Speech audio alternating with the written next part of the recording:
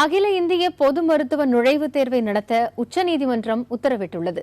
இது தொடர்பான வழக்கு நீதிபதிகள் அனில் ஆர்த்தவே, A.K. கோயல், ஷிவ்கீர்த்திங் சிங் ஆகியோர் அடங்கிய அமர்வு முன்பு விசாரணைக்கு வந்தது.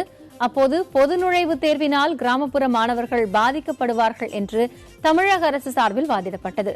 அதேவேளையில் பொது நுழைவுத் தேர்வை நடத்த வேண்டும் என்று வலியுறுத்திய மத்திய அரசு அதற்கான தேதிகளையும் பரிந்துரை செய்தது. இதனை ஏற்றுக்கொண்ட நீதிபதிகள் அகில இந்திய அளவில் பொது நுழைவுத் தேர்வை நடத்த உத்தரவிட்டனர்.